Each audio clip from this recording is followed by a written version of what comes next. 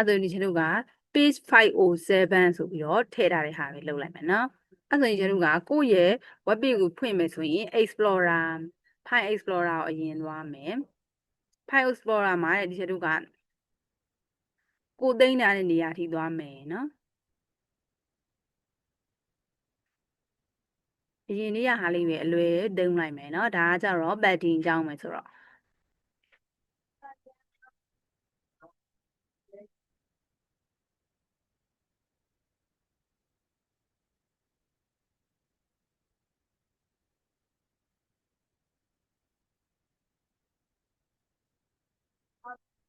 page 507ဘယ်လိုပုံလေးတော့ကြည့်လိုက်မယ်ဟောဒီမယ်နော်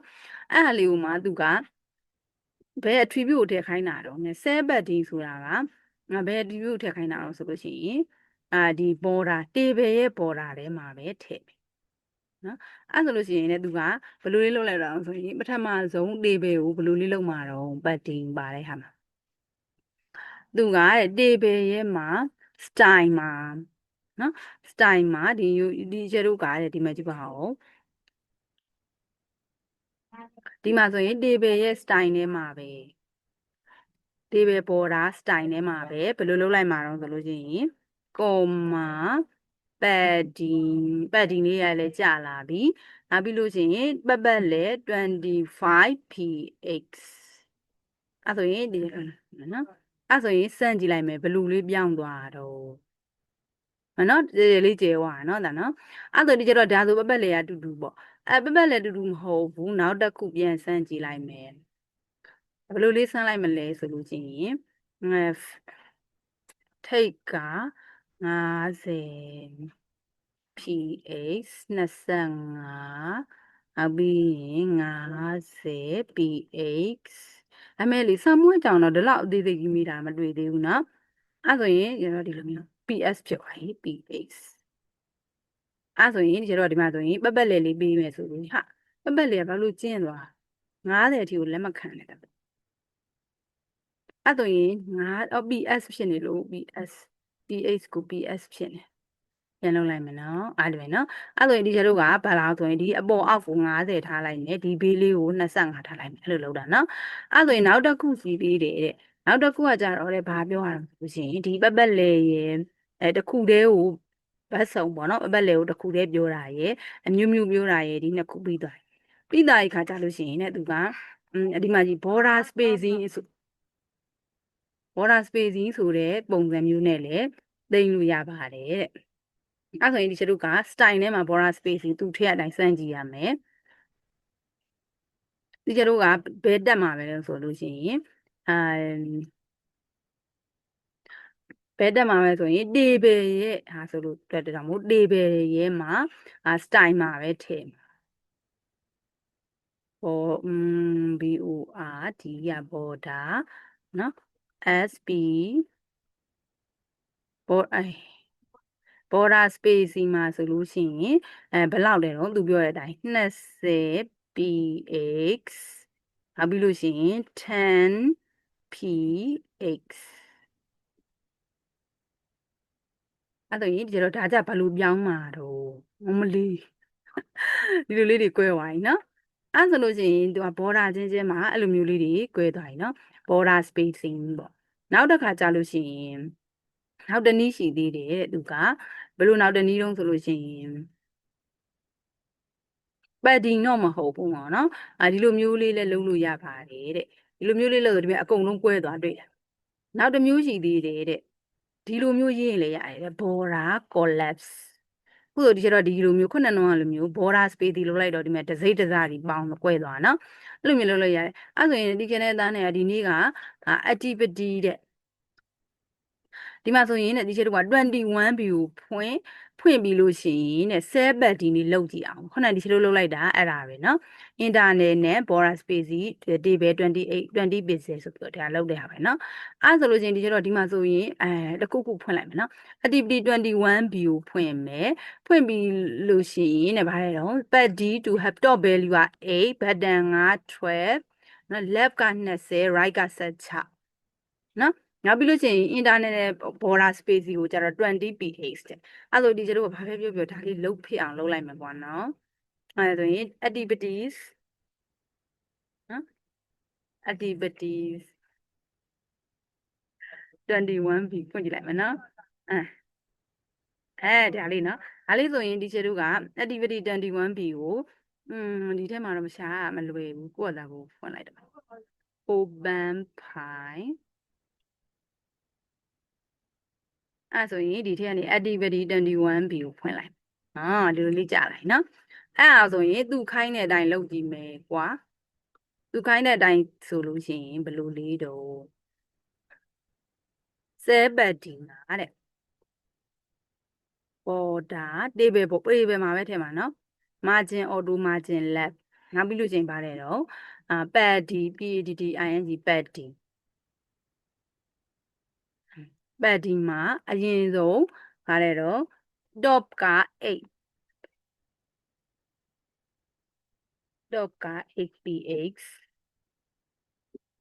နောက်ပြီးလို့ရှိရင်သူကဒီချက်တော့ left က20နော်left right က 16px နောက်ပြီးရင်အောက်ခြေကကြတော့ 12px နောက်ပြီးလို့ရှိရင်bottom ကကြတော့12နော်အဲ့တော့ left ကကြတော့ 20px အဲ့ဒီလိုအရင်စမ်းကြည့်လိုက်အဲ့ဆိုရင်ဒီဟာလေးကိုစမ်းကြည့်လိုက်မယ်နော်ဟုတ်တယ်နော်အဲ့ဆိုလို့ရှိရင်သူကနောက်တစ်ခုပြောထားသေးတယ်နောက်တစ်ခုတစ်ခါတည်းစမ်းကြည့်အောင် internet နဲ့ border space internet နဲ့ border space ကို 20px အဲ့ဆိုရင် border space ကကြတော့တဲ့ဒီတို့က border space ဒီထဲမှာပဲထည့်လိုက်မယ် BOR D က border SBA border spacing ကကြတော့ border spacing ကကြတော့ 20px စမ်းကြည့်လိုက်မယ်ဘယ်လိုလေးထွက်လာမှာလဲယူလေးကွဲသွားပြီနော်အဲ့ဆိုလို့ချင်းရင်သူကဒီချက်တို့ကဒီလိုမျိုးလေးဒါကိုဒီချက်တို့ကဘာပြန်ပြီးတော့ save လုပ်လိုက်မယ် file ထဲကနေပြီးတော့ save as activity 21f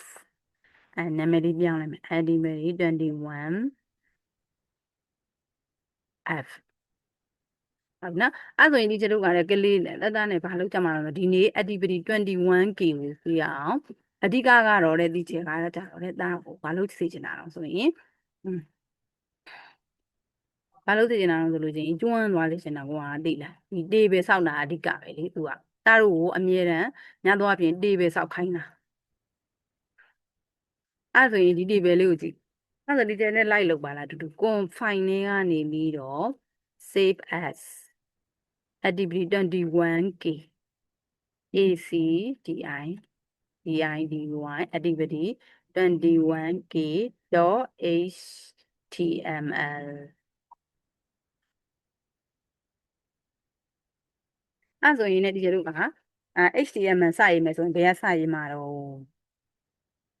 နော် document type ဒါယူမလို့တော့အဲ့ဆိုရင်ဒီ doc type နော် HTML အဲ့ဆိုရင်ဒီကကြမကြပြန်ဘူးအဲ့ဆိုရင်ကျတို့က HTML တက်ကိုယူမယ်ဒီမှာမှကြောက်နော် document HTML ဆိုရင်တဲ့ဘာလဲတော့document HTML version 5ဖြစ်ပါတယ်နောက်ပြီးလို့ရှိရင်ဒီကျတို့ကတိုက်တယ်ကိုလည်းပေးနေကြအတိုင်းပဲ ACDI DID activity 21k အဲ့ဆိုလို့ရှိရင်ဒီကျတို့ကနောက်ပြီးလို့ရှိရင် table ပဲတန်းဆွဲလိုက်တော့TA table အဖွင့် table ပိတ်ပါပါဟန်ကြအဲ့လိုလေးပဲအဲ့ဆိုရင်နောက်တစ်ခါကျရင်ချဲတို့ကတဲ့ table ကိုကြည့်လိုက်သားဒီမဲ့ဘယ်နှခုဖြစ်မှာတော့ဒီချဲတို့ကမိကြမှာဒါတွေကခွဲမယ် row ကဒီအပေါ်ဆုံးrow ကနော်row ကကြလို့ရှိရင်1 2 3 4လို့ပဲကြည့်လိုက်မယ်ကွာပြီးကြမှာမှားမှပြင်မယ်နော်အဲ့ဆိုလို့ရှိရင် သူကနေပြီးတော့ TR နော် TR အဲ့တော့ TR ကိုကြတော့သူမပါဘူးနော်ဒီကျတော့ TR ယူမယ် TR ယူပြီးလို့ရှိရင် TR အပိတ်အဲ့ဆိုရင်လည်းဒီကျတို့ရေမှာတဲ့ဒီမဲ့ကြည့်ပါအောင် row ကတဲ့ဒီလိုမျိုးလေးအဲ့ဆိုရင်သူကတဲ့ဒီကျတို့ဒီမှာဆိုရင် TR ကဘာလေးလုံးမှာဆိုရင်ဒီ TR မှာဒီ TD ပထမဆုံးကပုံလေးထည့်ချင်တာကွာဒီအဖွင့်ဒီအပိတ်ဒီချက်မှရင်လည်းပြောနော်လားအဲ့အမှပဲဒီကျတို့ကဒီစာမွေးဖြည့်တဲ့ခါကျရင်ဒါလေးကြီးလေအဲ့ဆိုရင်ဒါကပထမဆုံးပုံလေးထည့်နော်ပထမဆုံးပုံလေးထည့်မှာပုံလေးထည့်လို့ရှိရင်ဒီကျတို့ကတဲ့သူကဘာလဲတော့သူက row span နှစ်ခုယူမှာ row span ငါ2အပြင်ကျတော့ပုံမထည့်သေးဘူး figure လို့ပဲထည့်လိုက်မယ်နော် figure figure အဲ့ပြီးလို့ရှိရင်မှာနောက်တစ်ခုကကြတော့ td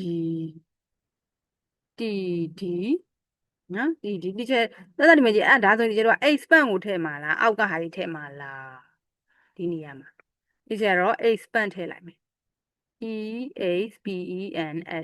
expand အပြီးခါကျမှနောက်ထပ် row တစ်ခုနော်အဲ့ဒီနေရာမှာမှားနိုင်တယ်နော်ဒါအဲ့ဆိုရင်ဒီမှားနိုင်တယ်ဆိုတာဒီချက်တော့မှမှန်ရင်မှမှန်ပါTR နော်ဒီ row မှာကြာလို့ရှိရင်ဘာလေးပါမှာလဲတော့ဒီ table data ကသူကတော့3ခုနော်ဒီအပိတ်အဲ့ဆိုရင်3ခု 2C control V control V အဲ့ဆိုဒီချက်တော့ဒါပြီးရင်ကိုယ်စိတ်ထဲမှာစိတ်မချလေးလို့ run ကြည့်လိုက်အောင်နော် KMIR နောက်တစ်ခုကဘာလဲတော့ MASINE နော်အဲ့ဆိုရင်ဒါလေးကဒီချက်တို့ကဘယ်နှလေးမှသိမ်းတာတော့ကိုသိမ်းတဲ့နေရာမှာ activity 21K ဟုတ်တော့ဟုတ်နေတယ်လို့ပဲနော်အဲ့ဆိုရင်ဒီကျတို့ကဘာလုပ်ရမှာတော့ border တွေကိုဒါလေးကဘာတော့ဟာဒါလေးအပူလေးပါဝိတ်ပြလိုက်မယ်ပြပြီးလို့ရှိရင်ဒီမှာဆိုလို့ရှိရင်ဒီကျတို့ကဘာလို့နေရအောင် table မှာ border equal 1နဲ့အရင်စလိုက်မြင်ဆက်လိုက်မယ်ဆိုရင်မှ refresh နဲ့ဒါကတော့ဟုတ်သွားပြီဒီကျတို့ဒီမှာကြည့်သက်သက် expand မှာကြတော့ဘာဖြစ်မှာတော့သူ့မှာဒီကျတို့က column span 3ခုထည့်ရမှာတနေရာလေးဝင်ရနော်အဲ့ဆိုရင် expand မှာ column span column span equal 3အဲ့ဆိုရင်ကျတော့ဒီမှာလုပ်လိုက်မယ်နော်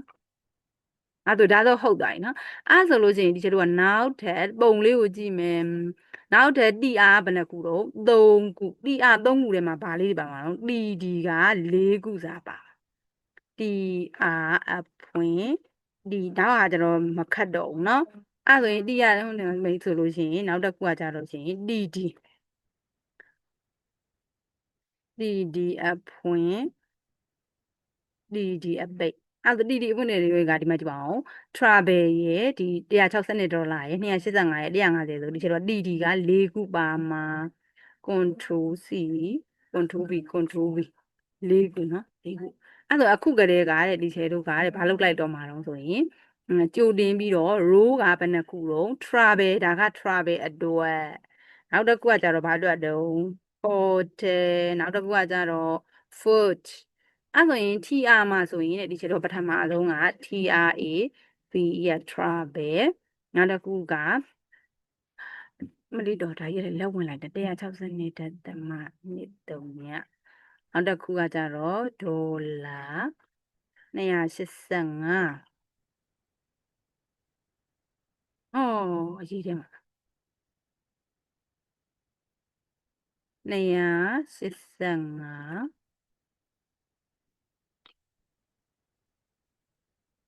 နော်285တက်သမ9နောက်တစ်ခုကဒေါ်လာကဘယ်လောက်ဖြစ်မှာတော့150အဲ့ဆိုဒီချေတို့ကဒီလို TRDD ခွဲတတ်ရင်ကိုစာမွေးဖြည့်လို့ရတယ် HO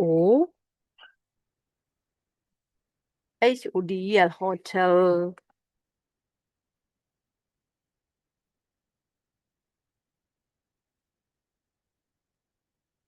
HOTEL hotel နောက်တစ်ခုကကြအဲ့ hotel ကကြတော့ဗာ travel fee ကဒီလောက်တယ်နော် hotel fee ကတယောက်ချင်းစီရဲ့ကဏ္ဍလေးကိုတွက်တာ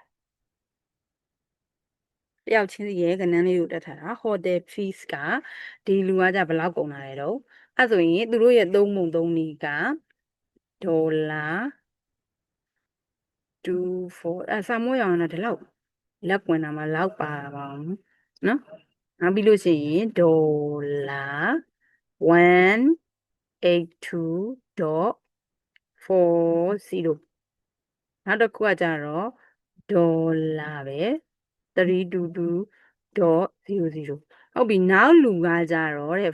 နောက်လူမဟုတ်ဘူးသူတို့အကုန်လုံးကအစားအသောက်အတွက်ကြတော့ဘယ်လောက်ကုန်လာလဲတော့ food အတွက် FOOD food အတွက်ကကြတော့ဘာလဲလဲဒေါ်လာ146.53ည102ဒေါ်လာပဲသူကဘာလို့ဆိုရင်ပတ်စံဖြစ်တဲ့အတွက်ကြောင့်မို့140 102ပြတ်တော့ညမင်းဒေါ်လာ134တနမ9တော့နော်အဲ့ဒါကျတို့ကဒါဆိုရင်ဒါလေးကို refresh ပြန်လုပ်လိုက်မယ်ဒီတရုတ်ဒီချက်မှာတဲ့အနောက်ဆုံးကဒါလေးပို့နေပြန်ပြီနော်အဲ့ဆိုရင်ပုံထည့်မယ်တပုံထည့်တဲ့ဟာရောအလွတ်မှတ်မိလားပုံကကြတော့ကိုယ့်စီမှာရှိတဲ့ပုံပဲထည့်မယ်ကိုယ့်ရဲ့ဖိုရာတဲ့ရှိတဲ့ပုံပဲထည့်လိုက်မယ်ကွာလွယ်လွယ်ကူကူအဲ့ဆိုရင်ဒီချက်မှာဘာပုံလေးရှိတော့ဒီ page မှာဟုတ်တော့ဘာပုံမှမရှိဘူးလားမရှိဘူးဆိုဒီချက်မှာရောရှိတာဒီချက်မှာလည်းမရှိဘူးအဲ့ဆိုရင်ဒီချက်မှာရှိတဲ့ပုံလေးထည့်လိုက်မယ်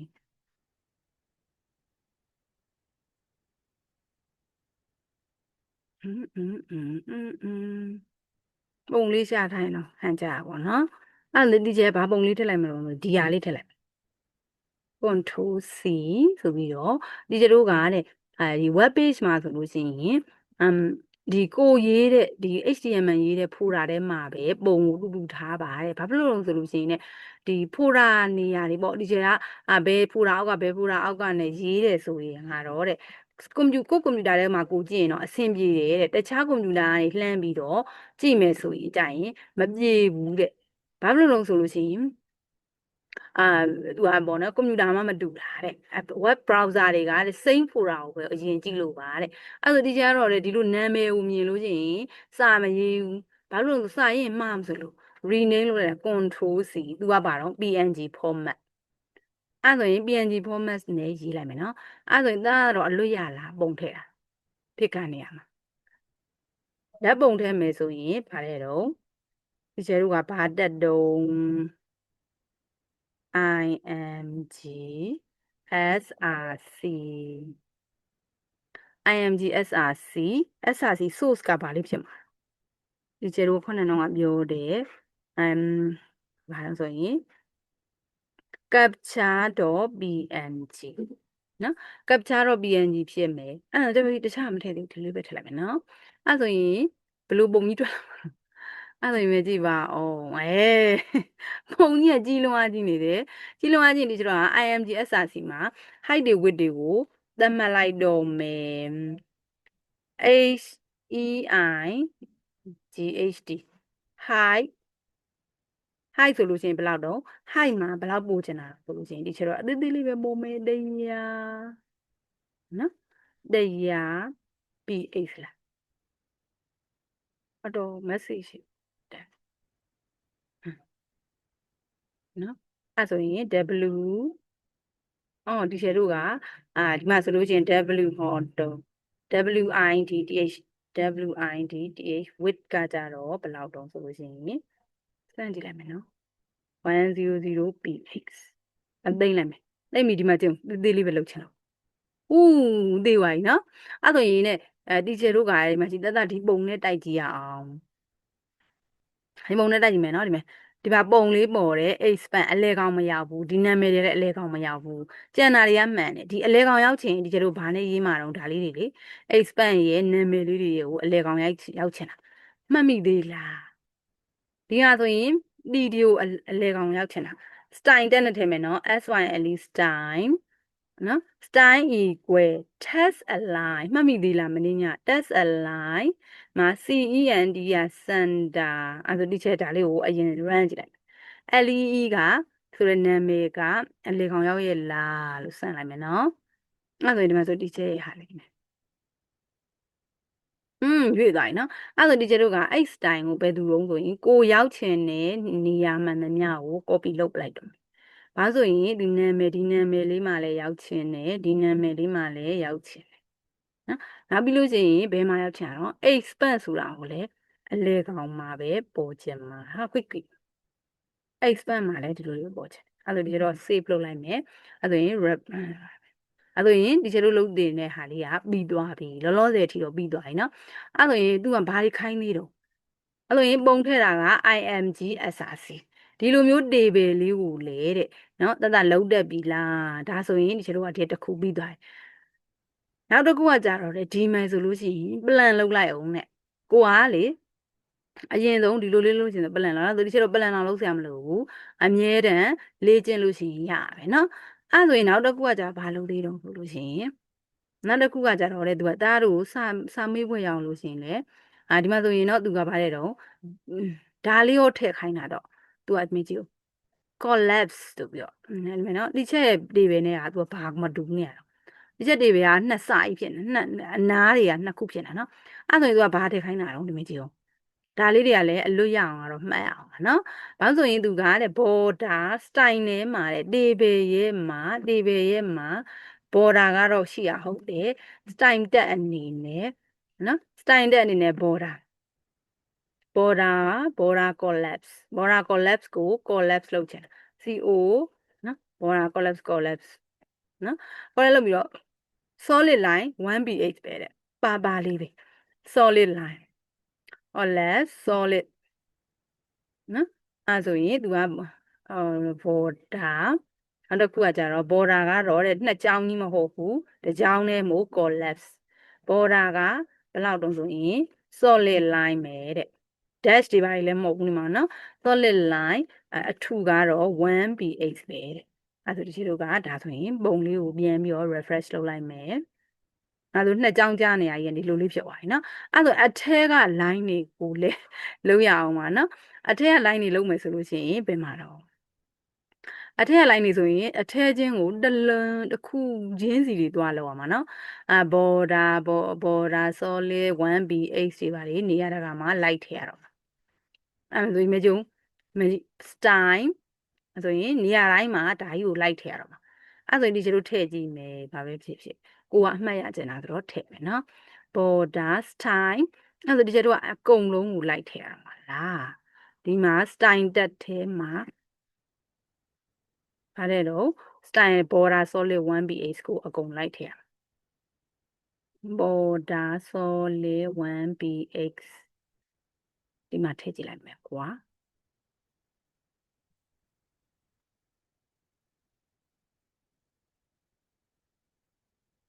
ဒါက style ရှိပြီးသားဆိုတော့ဒီတော့ style လို့ထပ်မထည့်ကြမလို့ပဲနဲ့လူလေးလှုပ်လိုက်အောင်မယ်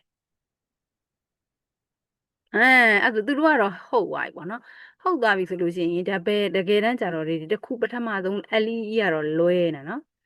LEE မှာတော့လွဲနေတာဘာလို့လွဲရတော့ဆိုရင်ဒီချက်တို့ copy ကူးတဲ့အချိန်မှာ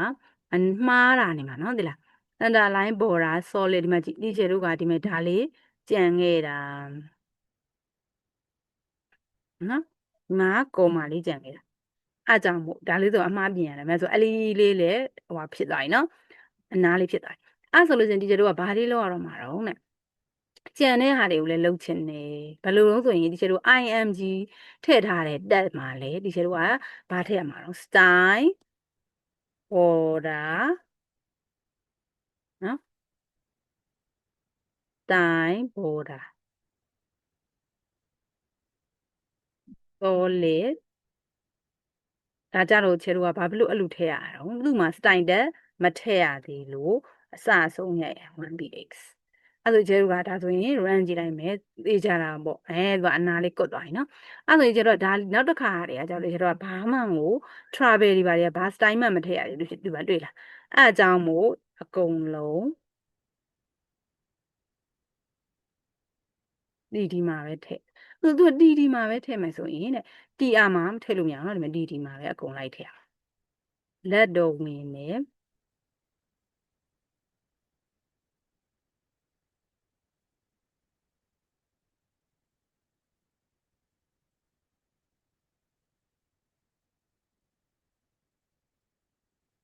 ဒီကျတော့မှဘာမှသွားတာ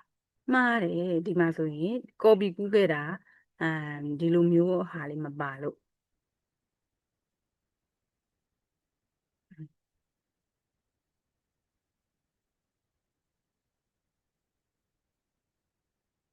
သူကမှားတော့ခါကျအယောင်တွေပြောင်းပြတာနော်ကျတော့ notepad မှာလာဆိုရင်တော့ပြီးပြီ notepad မှာဆိုရင်အယောင်မပြတော့ဘယ်နဲ့ error ရှာမှန်းတော့မသိဘူးနော်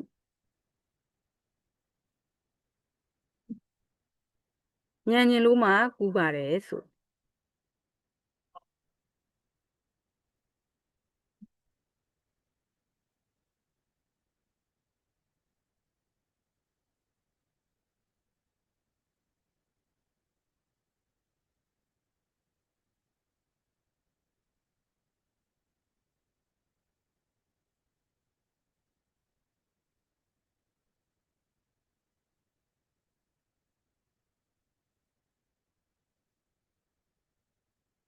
အဲ့ဆိုရင်ကျွန်တော်က refresh လုပ်ကြည့်လိုက်မယ် refresh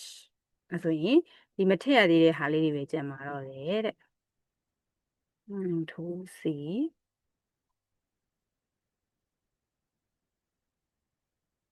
ထိုးပြီး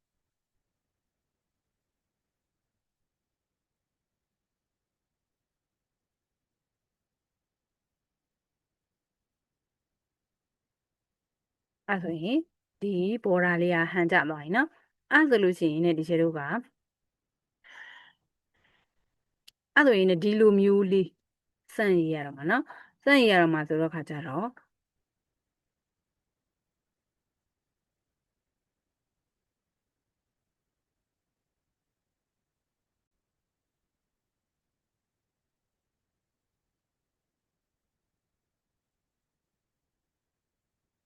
အဲ့ဆိုရင်ဒီကျတော့ဒီဟာလေးကိုဒီပုံလေးကိုဆွဲချင်တာဒါကဒီဟာကဘာလို့ဆိုလို့ရှိရင် page number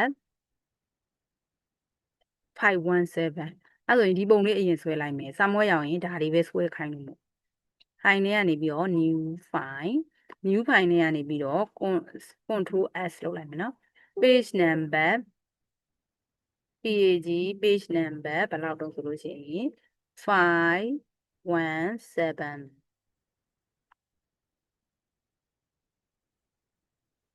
အဲ့မှ table table.html နော်အဲ့ဆိုရင်လည်းဒီကျတော့ဒီပုံလေးဆွဲမယ်ကွာဒီပုံလေးဆွဲမယ်ဆိုရင် document.html doctybe.html အဲ့လိုမဟုတ်ဘဲနဲ့သူက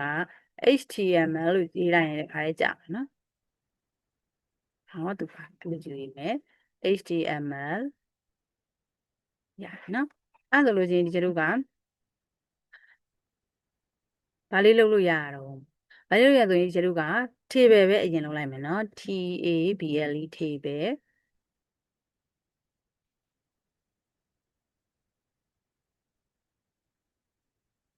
အဲ့ဆိုရင်ကျတို့ table မှာတဲ့ပထမဆုံးပုံကိုကြည့်လိုက်လားကျတို့က row ဘယ်နှခုတုံး row ကဒီမှာ1ခု2ခု3ခု4ခုနော်4ခုဆိုပေမဲ့ဒီ row လေးရောပါတယ်ရဲ့5ခုအဲ့ဆိုကျတော့အရင်ဆုံးဘာလုပ်လိုက်မလို့ဆိုရင် tr ပထမဆုံး a အတွက်လုပ်လိုက်မယ်အဲ့ဆိုရင်သက်လိုက်လို့ရတယ်နော်အဲ့ဒါမှကျွမ်းတော့ tr အဖွင့် tr အပိတ်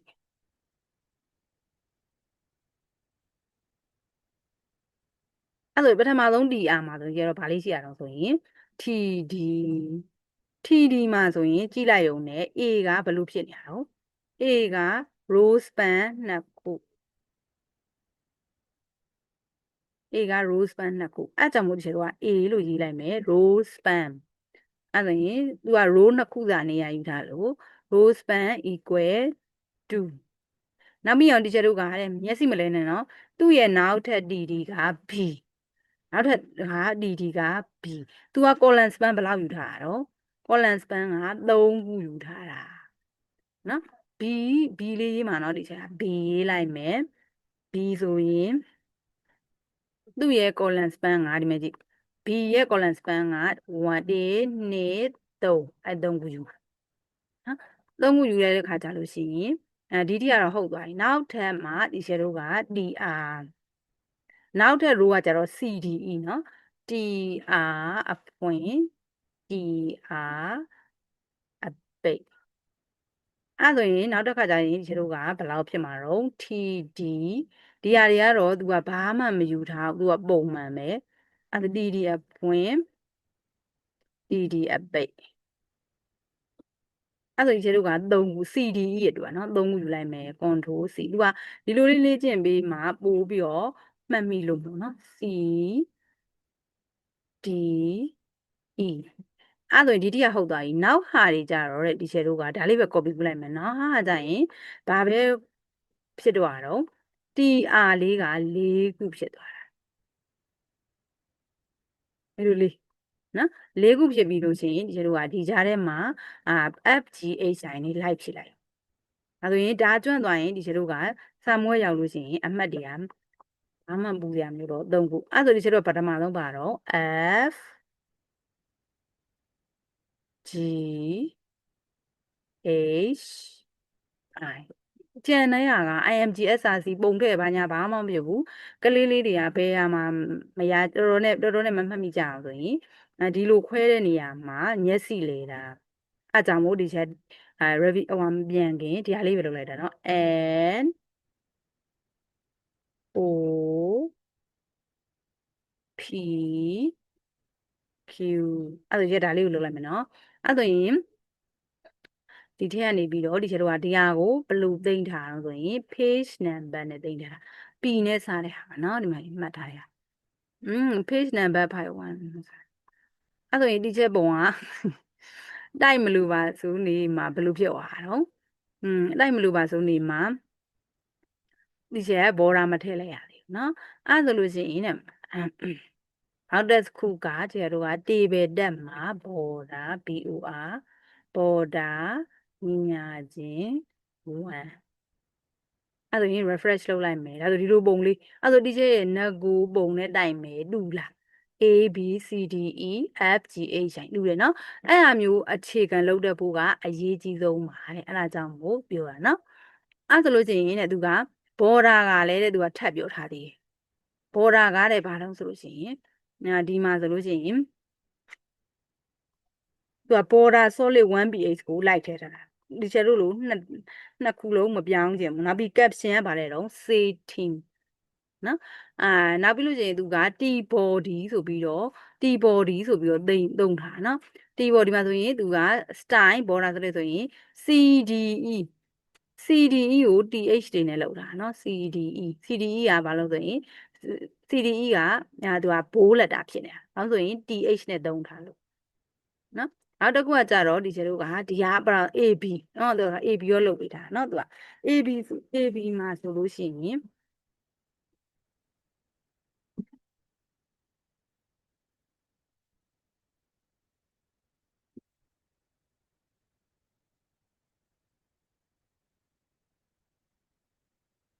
AB မှာဆိုလို့ရှိရင်သူကဘယ်လိုလေးတော့ဒီအမဲရောင်လေးတွေဖြစ်အောင်လို့အစင်စင်လုပ်ရတာနော်အဲ့ဒါဒါပေမဲ့ဒီချက်တို့ကဒီ THDD တဲ့စာလို့ရှိရင်ဒီချက်တို့ကဘာလို့ဆိုရင်ဒီ table လေးခွဲတတ်ဖို့အဓိကလုပ်တာနော်အဲ့ဒါဆိုလို့ရှိရင်သူကဒီ FJK ဆိုလို့ရှိရင်လေအမဲရောင်လေးဖြစ်အောင် TH ပြောင်းထားတာအဲ့ဆိုရင်ဒီချက်တို့ကအဲ့ဒီပုံလေးကိုကြည့်ပြီးတော့လုပ်လိုက်မယ်နော်အဲ့လိုပုံလေးကိုလုပ်လိုက်ဆိုရင် A ရဲ့ A ကရိုးရိုးပဲနော် A ကရိုးရိုးပဲဆိုတာဘိုးမဖြစ်ဘူးနော်ဒီမျိုးကြည့် A ကရိုးရိုးပဲဆို TD ဘိုးဖြစ်တဲ့ကောင်ဆိုရင် TH အဲ့ဒါတီချာတို့ကဘာလို့ရုံမဲ့တော့ B က TH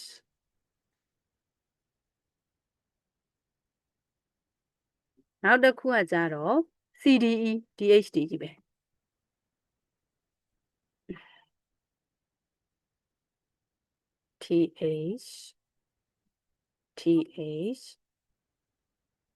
THနောက်ပြီးရင်ဒီကလည်း E ကလည်းဘိုးလေးမို့ TH နောက်တစ်ခုကကြတော့ဗာလေးပဲပြင်အောင်ကျန်တော့ FJK ပဲပြင်တာ TH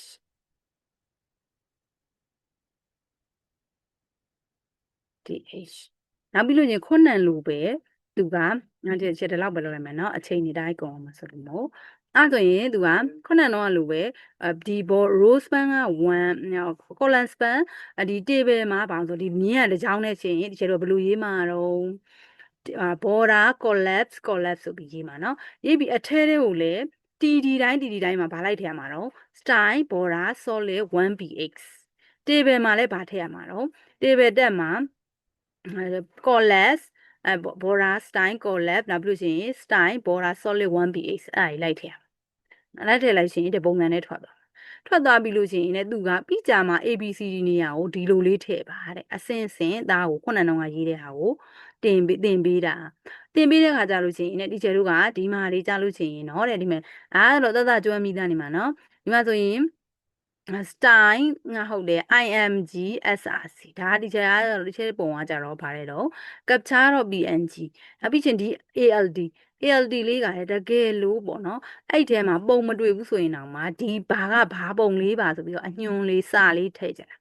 အဲ့ကြလို့ရှိရင်တဲ့သူကအဲ့မှာဒီမှာလည်းရှင်းပြထားတယ်နော်ပုံကိုတဲ့ဒီမှာကြည့်ဦး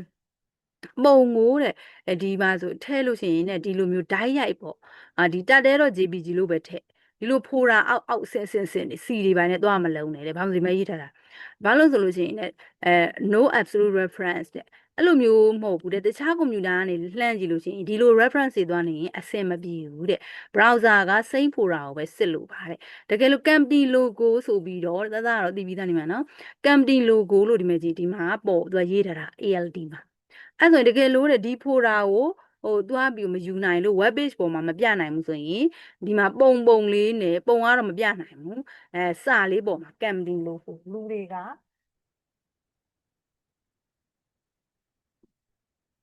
လူတွေကပေါ့နော် company logo ဆိုပြီးတော့ပြတာလူတွေကဟာဒီနေ့ကဘာကြီးတုံးလို့မဖြစ်ရလေအောင်အချို့ကြတော့လို့ရှိရင်ဒီလိုမျိုးစာတွေမပါရင် web page မှာဘာလေးလာအောင်ဆိုရင်အနီအောင်ချက်ချစ်ကကလေးပဲလာပေါ်တာနော်အဲ့လိုမျိုးမဖြစ်ရလေအောင်သူကဒီမှာဒီပုံမရရင်စာလေးပေါ့အဲ့ဆိုရင်ဒီကျတော့ဒီလိုပုံလေးအဲ့ဆိုဒီကျတို့ကဒါလေးအစင်းလေးဖြစ်သွားပြီနောက်ပြီးတော့ဒီသူကဘာလုံးဆိုလို့ရှိရင် file တိုက်မှာတဲ့များသောအားဖြင့် teacher ထည့်လိုက်တာဆိုရင် PNG file သူထည့်ပေးထားတာဆိုရင် JPG ပေါ့နော် bitmap image ကိုပဲသုံးရတာများတယ်တဲ့ဒါပေမဲ့တဲ့ beta graphic bitmap graphic ဆိုတာ the secondary level မှာပါတယ်လေ beta graphic ဆိုလို့ရှိရင် SVG file type SVG file type လေးလည်းသုံးရတယ်တဲ့ SVG file type ကကြတော့သူ့ရဲ့အားသာချက်က fully scalable ဘလို့ပဲ web quality ကိုလည်းဒါကြီးမထိကြိုက်ဘူးသူကဒါ beta graphic ရဲ့အကြောင်းเนาะ beta graphic ဆိုတာတဲ့ဘလို့ဟာတုံးတဲ့ဘလို့အောင်ဆို teacher တို့ Microsoft Word တွေမှာဆွဲတယ်လို့မျိုးဟာပေါ့သူကဒီလိုဘလိုပဲပေါ့ပုံလေးတွေကိုဆွဲပဲခြုံလိုက်ချက်လိုက်ဘာမှဖိုင်ဆိုင်လဲကြီးသွားတာလည်းမရှိဘူးခြုံအားလွယ်တယ်ဒီ bitmap image ဆိုတာကျတို့ကင်မရာတွေထဲကနေပြီးဓာတ်ပုံရိုက်ယူတဲ့ဟာမျိုးเนาะအဲ့ဆိုရင်သူကဒီ SVG ကတချို့ Python file နဲ့ SVG ပုံစံမျိုးdata analysis လုပ်လို့ရှိရင်လေဒီလို file လေးတွေသုံးတယ်เนาะအဲ့ဒါကြိုင်လို့ရှိရင်ねသူက web page တွေမှာအသုံးတော့ပြီးတယ်ဒါပေမဲ့ပေါ့နော်များသောအားဖြင့်ဘာတွေပဲသုံးကြလို့ရင် JPG ပဲသုံးကြတာဒါဆိုရင်ဒါလေးဆိုရင်လေဒီကျတို့ကဒီ table ဆိုလေဒီကျတို့ AC ဆွဲတတ်ပြီးဘာတစ်ကြောင်းပဲလို့ရတော့နောက်ဆုံးကလူတစ်ယောက်ထည့်ပုံပဲလို့တာနော်ထည့်ပြီးတော့ချင်းလို့တကယ်လို့စာမွေးပွဲမှာသူကတစ်ခိုက်ကြဘယ်လိုလေးလောက်ကြအောင်သူကဒါမှရှေ့ကခုနတီချယ်တို့လုပ်တယ်လို့အကုန်ပါပြီးသားဒီနောက်ဆုံးလေးတစ်ခုပဲထည့်ပေးသမ်းပါဆိုဒီကျတို့က HTML ထဲမှာပြင်တတ်ရမှာဟုတ်လားဒီကဆိုရင်လူနာမည်လေးဘေးမှာထပ်ပြီးတော့ TD ဆိုပြီးတော့လိုက်ထည့်လိုက်အောင်မယ်ဟုတ်လားအဲ့တော့ဒီကျကဒီမှာဆိုဥပမာဆိုရင်ခုနကလောက်ခဲ့တဲ့ဟာလေးဒီဟာလေးပေါ့ဒီမှာဒေါ်လာနေရမှာနော်ဒီကျတို့ကဘယ်ဟာမှာထည့်ရမှာတော့လဲတစ်ခုတိုးလိုက်မယ်သူ့လိုပဲတိုးလိုက်မယ်နော်ဥရောကဒါဆိုနာမည်ဒီမှာကြည့်လိုက်ဒီဟာလေးကိုဝယ်ယူလိုက်မယ်ဒါကနာမည်မလားအဲ့ဆိုရင်ဒီမှာဆိုရင်လီတို့ဒါကတော့မတူဘူးဒါပေမဲ့သဘောတရားတူလို့နော် နောက်ဆုံးဒီချက်ဒီမှာတစ်ခုယူလိုက်မယ် control V စာမွေးရရင်ဒီလိုမမေးဘူးမပြောနိုင်အောင်နော်နာမည်ကဘာတော့ဆိုရင်ရှေ့ကနာမည်တွေမတူပေမဲ့နောက်ဆုံးတစ်ခုထည့်ပြမယ်နော် Ludo CKA နော်နောက်ပြီးလို့ရှိရင်ဒီချက်တို့ကသူတို့ကဘလောက်ကုန်ကြတယ်လဲအဲ့ဒါဒီချက်ဒီတစ်ခါတော့အချိန်ကုန်မှာဆိုလို့မရိုက်တော့ဘူးဒီမှာဆိုရင် TD နဲ့သူ့ရဲ့ data လေးတွေကိုနောက်ဆုံးကနေပြီးတော့ထပ်ထည့်အဲ့ဆိုရင်ဘယ်လိုလေးပေါ်လာမလဲအဲ့ဆိုရင်ကျတော့ဘယ်ထည့်ပြလိုက်တာလဲဆိုရင် activity 21k တွေကိုထည့်လိုက်တာ activity 21k မကြည့်၄ခုယူဒိုကဆိုတဲ့ဟာလေတစ်ခုတို့ပါနော်စာမွေးရောက်ရင်သူကဒီလိုမျိုးတွေလည်းမေးနိုင်တယ်နောက်ပြီး image size ကို adjust လုပ်မယ်တဲ့ adjust လုပ်မယ်ဆိုရင် first method ကဒီကျတော့ market language မှာခုနကတော့ဒီချက် file size သေးလိုက်တာသိရမလားဘာလဲတော့ width and height ဆိုပြီးတော့ပုံ image တက်ထဲမှာပဲသွားပြီးတော့100လောက်လိုက်တာအသာမြင်လိုက်တယ်မို့လားအဲ့လိုမျိုးလေးဒီမှာဆိုရင်ဥပမာဆိုရင်ဒီမှာကြာဒီကျဲပုံထဲတုံးကဒီမှာ IMG SRC မှာဒါပေမဲ့ IMG SRC မှာ height and width ကိုဒီလိုသွားပြီးတော့ပြောင်းတာလည်းရှိတယ်တဲ့မဟုတ်ရင်လည်းဒီချေတို့ကခုနတုန်းကအရင်ရှေ့ chapter တုန်းကနော်ဒီ image နဲ့ပတ်သက်တဲ့ chapter တုန်းကတဲ့ဒီပုံကိုသွားပြီးတော့ crop လုပ်တာတို့သိမလား resize လုပ်တာတို့ဟောဗာဒီချေတို့အဲ့တော့ဗာနဲ့သုံးခဲ့ရတော့ဖတ်စာချင်းဟိုးနှစ်စာတော့လေလွန်ခဲ့တဲ့6လလောက်ကလုပ်ခဲ့တာ IM မမလို့ကမတော့ GIMB2 လေးနဲ့တခါလေ scale ပြန်ပြောင်းတာပေါ့နော် resize လုပ်တာလည်းရှိပါတယ်တဲ့နော်အဲ့ဒါဆိုလို့ချင်းသူကဒီဟာကတော့သူက 21L ကကြတော့ပုံကိုနှစ်မျိုးလုံးနဲ့စမ်းခိုင်းတာပေါ့နော်တကယ်လို့ resolution မကောင်းဘူးဆိုရင်ဒီမှာဆိုလို့ရှိရင်ဒီမှာပုံကဒီမှာသွားပြောင်းရင် resolution တော့ထိခိုက်ပါတယ်တဲ့ဒါပေမဲ့ဒီချက်တို့ကဘာအားသာချက်ရှိရတော့ဒီမှာကလေးကပုံက site သေးခဲ့လို့ရှိရင် web page မှာ web page ဆိုတာနော် online ပေါ်မှာ network နဲ့သွားနေတာဖြစ်တဲ့အတွက်ကြောင့်မို့ website ပေါ်မှာတင်လို့ရှိရင် site သေးတဲ့အတွက်ကြောင့်မို့ပို့ပြီးတော့မြန်တာပေါ့ဒါပေမဲ့ဘာလို့ဆိုရင် lower resolution ဖြစ်သွားနိုင်တယ်တဲ့ဒီချက်တို့က file size ကိုသိလိုက်လို့ရှိရင်နော်အဲ့ဆိုလို့ချင်းဒီကျတို့ဒါတွေကကြတော့ဘယ်မှာသုံးခဲ့ရတဲ့ဟာတွေတော့ဆိုရင်ဒါတွေကဒီဓာတ်ပုံတွေကို GIMB ဒါမှတ်မိနေတာမျိုးကြည့် GIMB2 လေးနဲ့ဒီကျတော့အဲ့တုန်းကငါ remover ဆိုတဲ့ငါပုံကြီးတွေသိမလားငါအကြီးပုံကြီးတွေကိုဟို site ပြောင်းနေတာနော် site ပြောင်းပြီးအဲ့ဆိုဒီကျတို့ကအလွတ်ရမှာပါတယ်တော့ IMG SRC ဆိုပြီးတော့သူက image tag မှာအများသောအားဖြင့် IMG tag image တင်မယ် source ဆိုတာကြတော့ဗါတော့ဘယ်နန်းလေးကတင်မယ်ဆိုတဲ့ဟာ ALD ဆိုတာကတကယ်လို့ပုံမြန်အကြောင်းကြောင်းပေါ့နော်ကိုယူတဲ့web browser နဲ့မကိုက်လို့ပဲဖြစ်ဖြစ်နော် folder ထဲမှာမရှိလို့ပဲဖြစ်ဖြစ်ဒီ alternative ဆိုပြီးတော့ဒီစာလေးပေါ့နော်တခြားစာလေးပေါ်ဖို့အတွက်အဲဆိုရင်ဒီချက်ခုနပြောသလိုပဲဒီမဲ့ style ဆိုပြီးတော့ width ဆိုပြီးတော့ပြောင်းလို့ရပါတယ်တဲ့ဒါမှမဟုတ်ရင်ဒီမဲ့ဒီလိုပုံလေးတွေနော်ဒါမှမဟုတ်လို့ရှင်ဘာလို့မှာတော့ဒီလိုမျိုးလေးတွေပေါ့ဒီလိုမျိုးလေးတွေဒီပုံလေးတွေကိုသေးပြီးလို့ရှိမှထပ်ထည့်လိုက်ရတယ်တဲ့ဒါဆိုရင် image alignment ရောက်သွားပြီဒီချက်တော့ text align ကတော့လုပ်ဖို့ပြီးသား center text align center text align right နော်အဲ့လိုလုပ်ပြီးသားအဲဒါဆိုရင် image align နော် image align ဆိုလို့ရှိရင်သူကဒီမှာဆိုရင် image alignment ရောက်ပြီ image alignment ဆိုရင်ဘယ်လိုလုပ်မလုံးနဲ့ဘယ်လိုလုပ်မလို့ဆိုလို့ရှိရင်ဒီမှာပါမှာနော်အဲ့ဆိုလို့ရှိရင်သူကဒီ style တက်မှာပဲ style တက်မှာပဲထည့်မှာနော် style တက်မှာပဲထည့်ပြီးတော့ကိုကြိုက်တဲ့ပုံစံမျိုးပေါ့ဒီတီချာတို့ကတော့တဲ့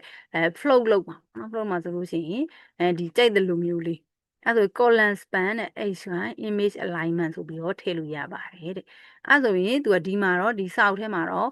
image alignment ကို style တက်ထဲမှာပဲထည့်လို့ရတယ်เนาะဒီမှာ style တက်ထဲမှာပဲ img align ကထည့်မှာဒါပေမဲ့ဒီထဲမှာတော့ထည့်မပြသေးဘူး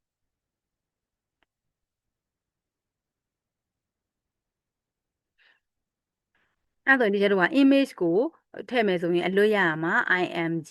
src alternative စာလေးเนาะသုံးခုနောက်တစ်ခါဗီဒီယိုတင်မယ်ဆိုရင်တာမှာရောဗီဒီယိုရှိလားဗီဒီယိုတင်မယ်ဆိုရင်တဲ့သူကဗီဒီယိုတက်လို့မယ်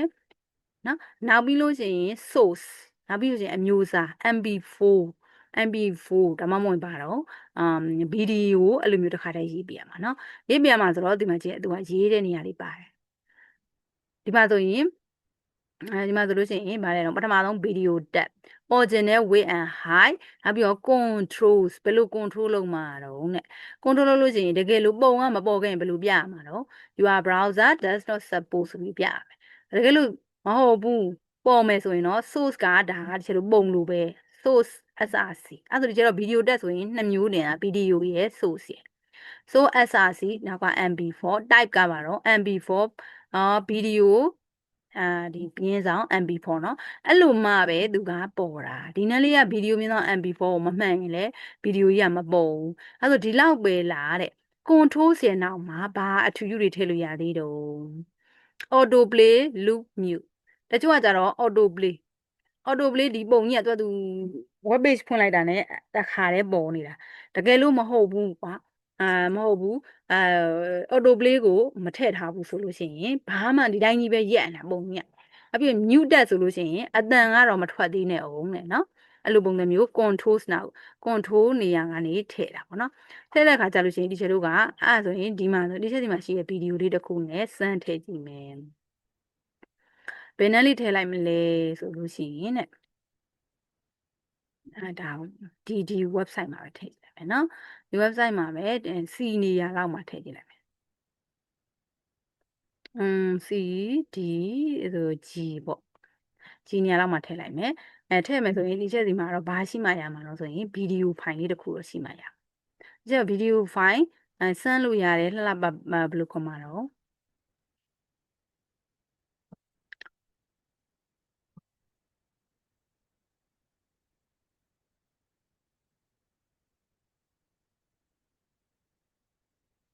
တူလေးမှာပိုကောင်းမှာနော်အားကြောင့်မို့တဲ့ဒီချက်ကတဲ့ဒီဒါလေးပဲယူလိုက်ဒါတော့မှရှည်မလားမသိဆိုရင်ဒီချက်တို့ကကောင်းတာကတော့တဲ့ကိုဒီဟာကိုသိမ့်ထားတယ်နော်12ရောက်လာ12STL ကိုရဲ့ဒီwebsite ဖိုင်သိမ့်တဲ့နေရာကိုနော်ယူသွားလိုက်မယ်နော်ယူလိုက်မယ် paste လုပ်လိုက်မယ်နော်အဲ့ဒါလိုက်လို့ချင်းဒီချက်မှာကြီးဒါကြီးက audio တဲ့နော် MP4A ကြီးပါလာတာ MP4A ဆိုရင် audio ဟုတ်ပြီ video ယူမယ်ဆိုရင် recording ပါဒီမှာဒါလေးကဗီဒီယိုလေးကွာဒါလေးယူလိုက်မယ်ကလေးပုံလေးနဲ့ချစ်စရာ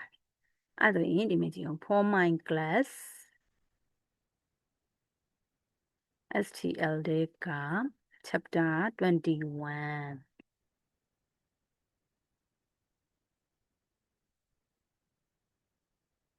အဲ့ဆိုရင်ဒီမှာပြလိုက်မယ် paste အဲ့ဆိုရင်ဒီပုံလေးအဲ့ဆိုရင်ဒီမှာကြည့်ရှယ်ရီယာလေးကို rename ဆိုနာမည်ကူးခဲ့မယ် control C အဲ့ဆိုရင်လည်းဒီမှာကြည့်လိုက်တကယ်လို့တရားတို့ကဒါတွေကတော့အလွတ်ရရမှာနော်အဲ့ဆိုရင်အဲ့တော့ဒါကြီးကဖွင့်ထားပြီးမှာအဲ့ဆိုလို့ရှိရင်ဒီမှာ C နေရာမှာထည့်မယ်နော်ဘာတဲ့တုံးပထမဆုံးဗီဒီယိုတက် video video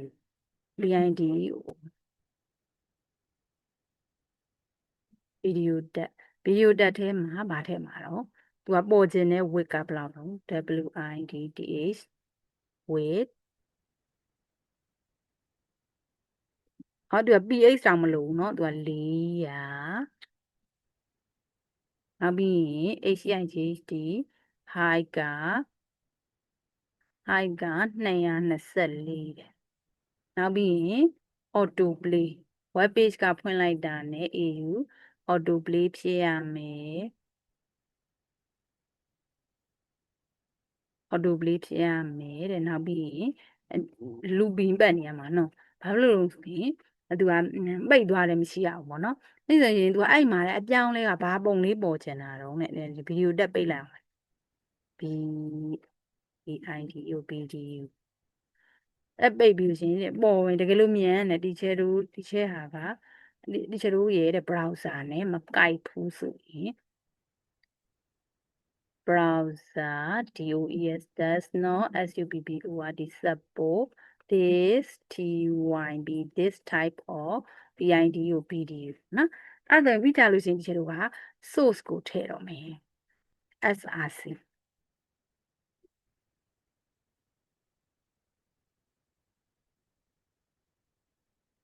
ဒီမှာကြတော့ဘာတော့ SRC source မှာကြလို့ရှိ source SOURC source အဲ့အလို့ရမှာနော် SRC ကကြတော့ခုနကဒီချက်ကပြုခဲ့တဲ့ဟာဒါတဲ့တော့နော်နောက်ပြီးရင်ဒီ format သွားကြည့်လိုက်အောင်မယ် mb4 မပိုင်နဲ့လုံးမလုပ်ဘူး mb4 နောက်ပြီးရင်ဗာလေးတော့tyb type မပါမဖြစ်ပဲเนาะ type ကကြတော့ video video အဲ့မှာလေတချို့တို့ video လို့စလုံးပေါင်းမမှန်ရင်လည်းမရအောင်เนาะ mb4 အဲ့ဆိုရင် video တက်လဲပိတ်ပြီးပြီတို့ရဲ့ဒီ page 517ဆိုတာကိုဖွင့်ကြည့်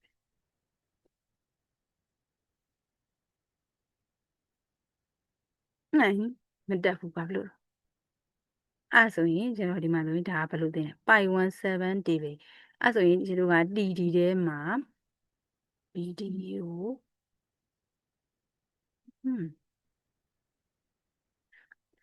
ဗီဒီယိုအဖွင့်ဗီဒီယိုအပိတ်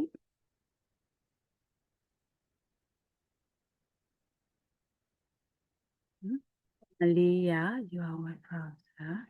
source sourc.mp4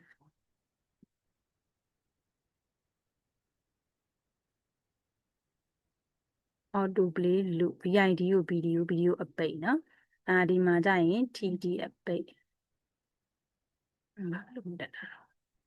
တော့တက်လိုက်မလေးဘာတွေမြတ်မှားသွားတော့နော်ဒါကိုဒီမှာကြောင့်မကောင်းကောင်းမတက်သေးဘူးအမဲရောင်ကြီးပဲရှိသေးတယ်နော် auto play ချက်ချင်းမဖြစ်သေးဘူးဒါဆိုရင် video file size ကကြီးနေတာလည်းဖြစ်နေမှာနော် video file size ကကြီးနေတာ mp4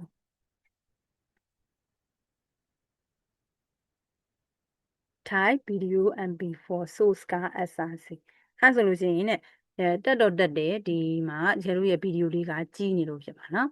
အဲ့ဆိုရင် src.mp4 ဒီလိုလေးပေါ့နော်အဲ့ဆိုလို့ရှိရင်ကိုယ့်ရဲ့မှာနာမည်လေးကိုချက်ချင်းပြန်ပြောင်းကြည့်လိုက်ဘာဖြစ်လို့လဲဆိုရင်ကိုယ့်ရဲ့ဗီဒီယိုကြောင့်မို့လား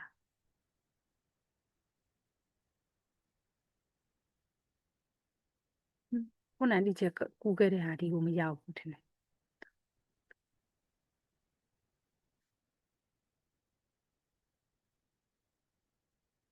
ပြန်ပြီးကိုကြည့်လိုက်မယ်နော်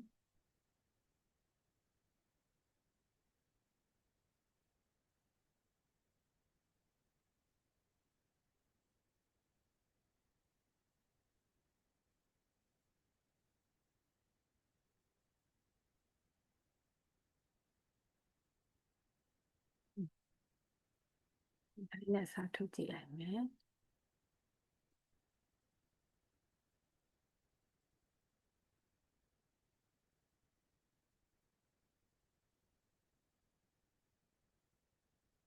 သူကလည်း mp4 ပဲ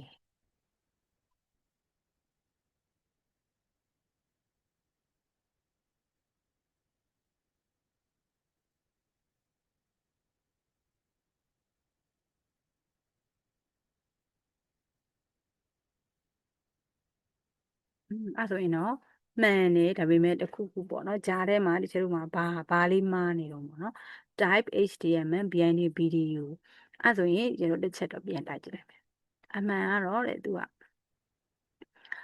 .mp4 အဲ့ဒါလည်းမှန်တယ် bid ကို video mp4 ဒါလည်းမှန်တယ် sourc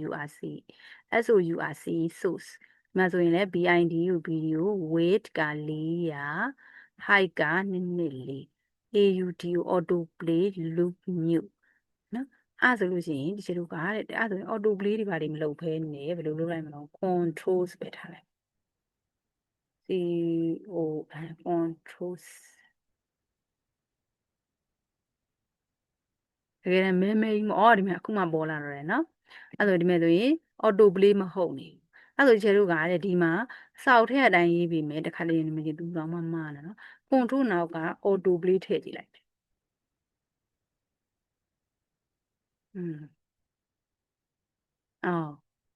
auto play ဖြစ်ဘူးမဲဒါလေးကတော့ဒီနှိပ်လိုက်မှပဲဖြစ်တာနော် auto play မရနေဘာဖြစ်လို့ controls auto play loop loop loop mute mute စမ်းကြည့်လိုက် mute တက်လာ mute mute တက်တယ်ပြန်လုပ်လိုက်မယ်ဟော auto play ရသွားပြီခုမှ mute တက်စလုံးပေါင်းမှားနေလို့เนาะခြေတို့က mute တက်ဆိုတာ mute တက်ကိုဒီချက် mute လို့ရိုက်နေလို့မို့မှားတာเนาะအဲ့ဆိုရင်ဒီမှာဆိုရင်လည်း mute တက်အဲ့ဆိုရင်အမှတ်တမဲ့ရဖြစ်သွားပြီ auto play loop mute တက် controls မပါလဲရတော့တယ် control ဖြုတ်ပြလိုက်ပြန်လုပ်လိုက်မယ်အဲ့ဒါ control မလို့เนาะသူစောက်တဲ့အတိုင်းမှာကိုက mute တက်ကို mute ပဲဖြစ်နေလို့အဲ့ဆိုရင်ကျတော့ဒါဆိုရင် video ဖိုင်ထည့်ပြီးသား audio ဖိုင်ထည့်မယ်တဲ့